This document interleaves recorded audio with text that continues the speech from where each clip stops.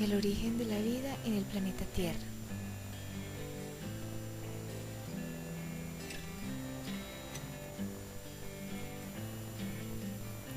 A lo largo de la historia, muchas fueron las respuestas que los hombres propusieron acerca de la gran pregunta: ¿cómo surgieron los primeros seres vivos? La primera respuesta fue la del Génesis, que dice que todas las especies fueron creadas por un Dios, pero los científicos de la era moderna comenzaron a observar que los seres vivos se reproducían para dar origen a otros seres vivos. De esto surgió un nuevo interrogante: ¿de dónde salió el primer vivo? Entonces surgió la teoría de la generación espontánea.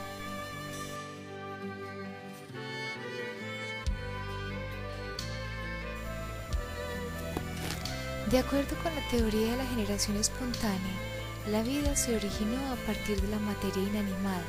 Se decía que un trozo de carne, al cabo de un tiempo, aparecerían larvas.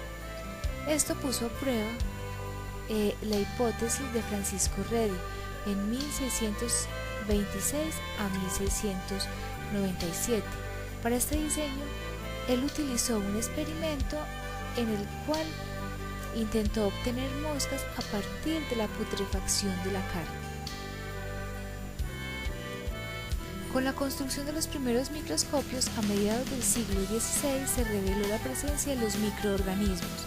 La observación de estos microorganismos alentaba que la idea podría ser cierta, al menos a una escala microscópica. Hubo que esperar hasta el siglo XIX para que Louis Pasteur desterrara esta teoría definitivamente. El bioquímico ruso Alexander Oparin propuso que la clave para develar el misterio se encontraba en las condiciones de la Tierra primitiva. Se cree que cuando se formó nuestro planeta hace unos 4.600 millones de años, la temperatura era muy elevada en la atmósfera.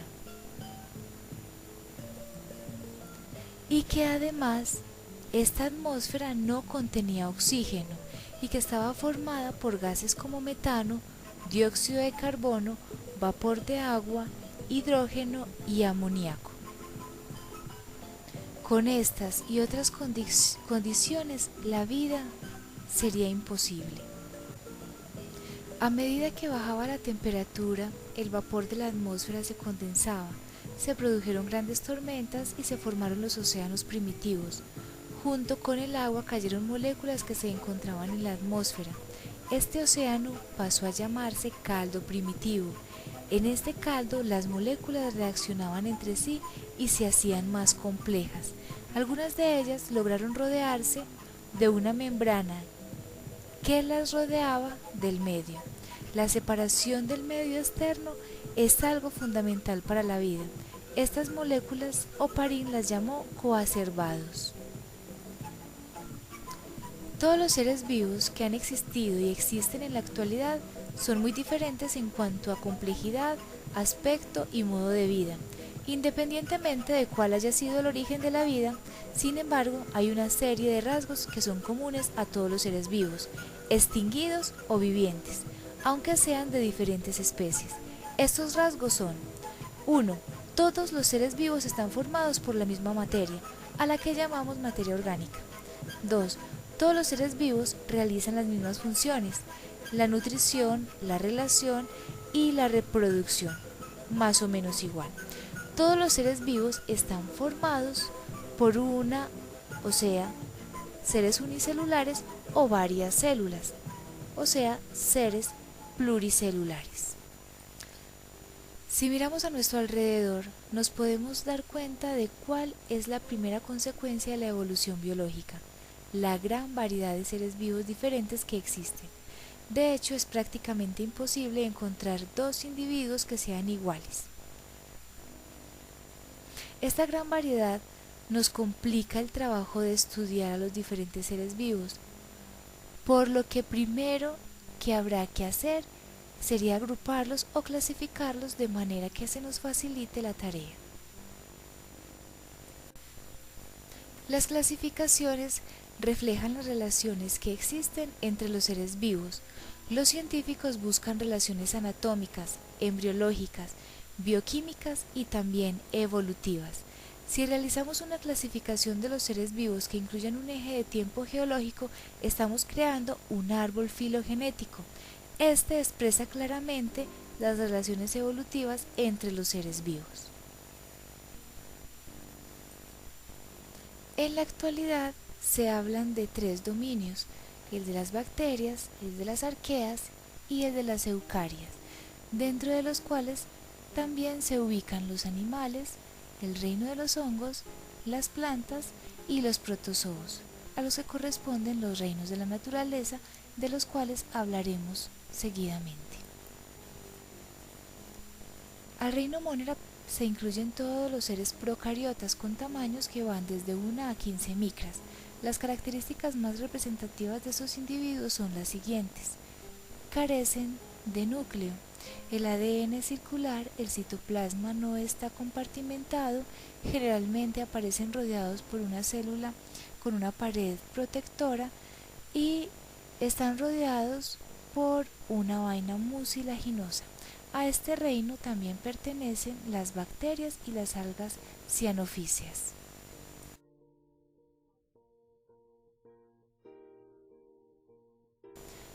Las bacterias pueden presentarse en distintas formas, como son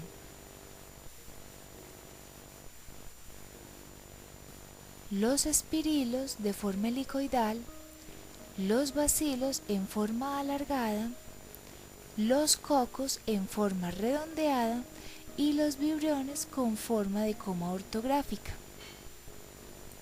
Al reino de los protistas pertenecen también seres unicelulares o pluricelulares, pero todos ellos están formados por células eucariotas. Los protistas pluricelulares tienen unas células asociadas sin formar tejidos, por ello son células sin especializar y pueden realizar cualquier función. Dentro de este grupo se incluyen seres unicelulares heterótrofos en su mayoría, pero pueden tener vida libre o parásita. También son capaces de desplazarse utilizando flagelos, cilios o pseudópodos o provocando contracciones en su citoplasma. Algunos también son inmóviles.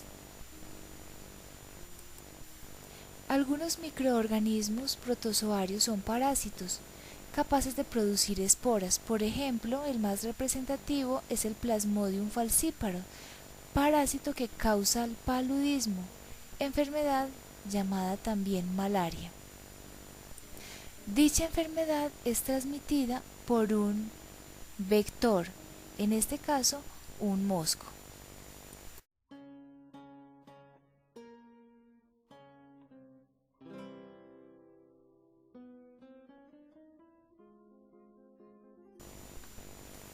En el reino de los hongos encontramos organismos unicelulares o pluricelulares heterótrofos. Las células de las hifas, que son la organización celular de estas, pueden estar separadas por tabiques o carecer de estos. El conjunto de hifas constituye el cuerpo del hongo, al que se le denomina micelio. Los hongos pueden ser saprófitos, o sea que viven sobre materia orgánica en descomposición. También pueden ser parásitos, que viven a expensas de otros individuos, tanto animales como plantas. Otros pueden ser simbióticos, ya que pueden vivir asociados a otros organismos. El reino vegetal está conformado por todas las plantas. Sus características principales son: 1. Los únicos organismos vivientes capaces de fabricar su propio alimento. No pueden desplazarse de un lugar a otro. No tienen órganos de los sentidos, aunque responden a ciertos estímulos. Las raíces crecen hacia el suelo en un movimiento que se llama geotropismo y buscan el agua, y los tallos crecen hacia la luz con un movimiento determinado. Los vegetales están compuestos por organismos multicelulares eucariotas que son capaces de sintetizar su propio alimento por medio de la fotosíntesis. El reino de las plantas o vegetal viene a representar el más importante eslabón dentro de toda la cadena alimenticia. La mayor parte de ellos contiene clorofila y pueden almacenar la energía que proviene del sol y sintetizar sustancias alimenticias. Veamos algunas de las clasificaciones. Entre esas están las briófitas, que fueron las primeras plantas en adaptarse al medio terrestre. En este tipo de plantas se encuentran los musgos. Otro tipo de plantas son las pteridofitas, que corresponden a los helechos. Se desarrollan también en lugares muy húmedos. Esto debido a que su fecundación es posible en el agua para que el anterozoide pueda nadar hasta la ovocélula, de igual manera que pasa con los briófitas. En las espermatofitas encontramos plantas ya mucho más adaptadas al medio terrestre. Observamos partes típicas de una planta cormofita, es decir, que tienen tallo, tienen hojas y además tienen raíz. Además se pueden caracterizar por formar semilla. Entre estas tenemos las gimnospermas y las angiospermas. A las gimnospermas pertenecen plantas de porte arborescente, aunque en algún caso se manifiestan con aspecto arbustivo. Sus hojas son casi todas perennes, generalmente aciculares o escamosas.